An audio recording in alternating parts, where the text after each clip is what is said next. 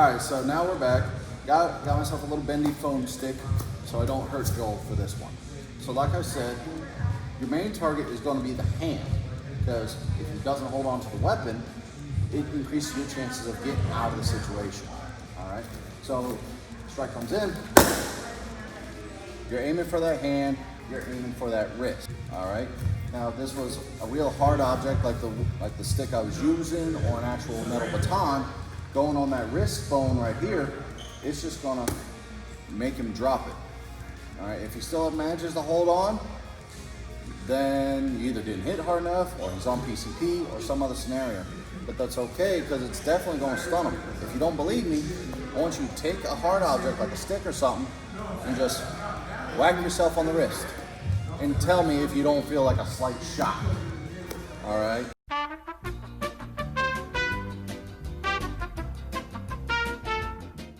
With that, once you find yourself in this position, here's the key thing to surviving an altercation like this. All right.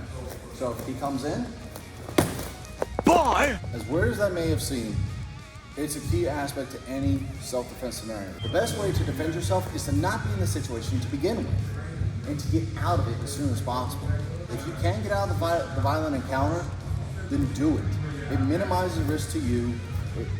It's not worth your life unless you have no other choice. If you don't have a choice, that's when we press on with the rest of this video.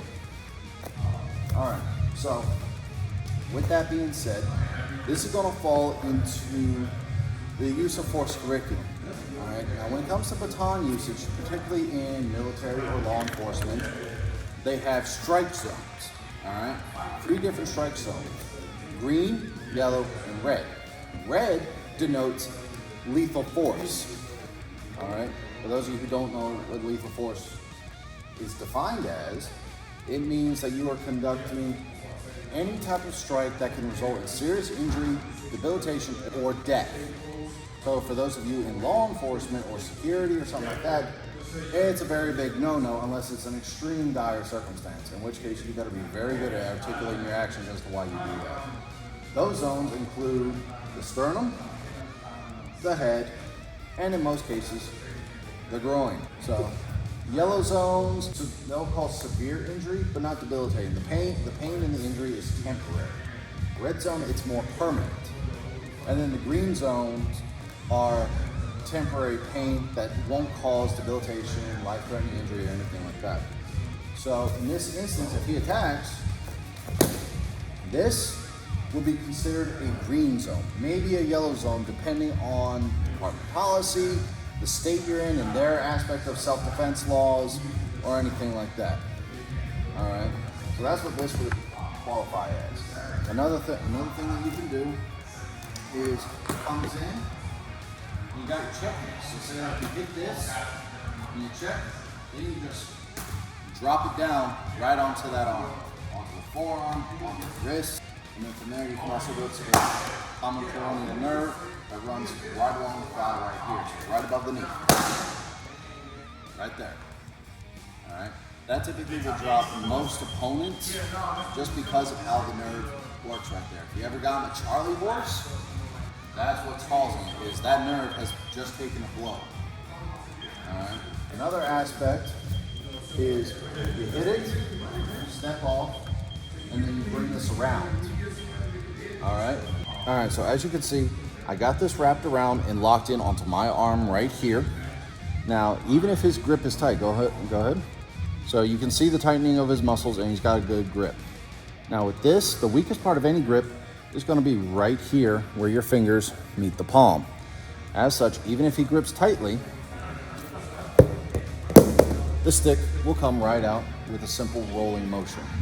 And then mine right here is just to help lock it in. So for that, it comes in, bring it around, bring it close to your chest. All right, this right here gives you more control over him. You can already see his posture getting slightly screwed up from this lock.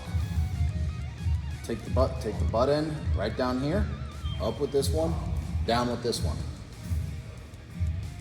Mine's hitting yourself in the ear. All right, and then from there, you have either both sticks or whatever have you. You have the upper hand at that point because you're now the one with the weapons. Say you don't have a baton. Hands in your pocket, you're walking down, all Joe Schmo like, all right, you're minding your own business. Then all of a sudden some delinquent, there we go. Some delinquent, that's a like on the video. Hit that like button if you haven't already.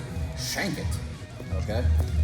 Now, say some delinquent comes along and decides to attack you. The whole purpose of this item right here is to represent what it could be.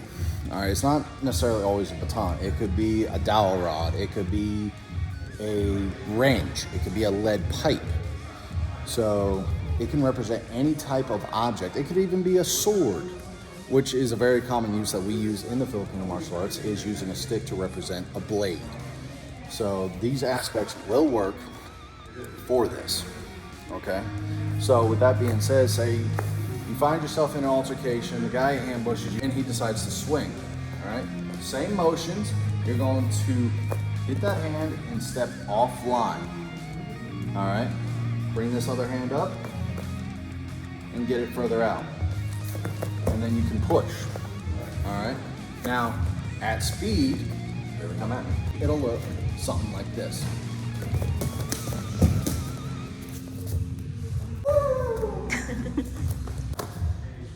Family friendly. Huh? Delinquent? Delinquent, there we go.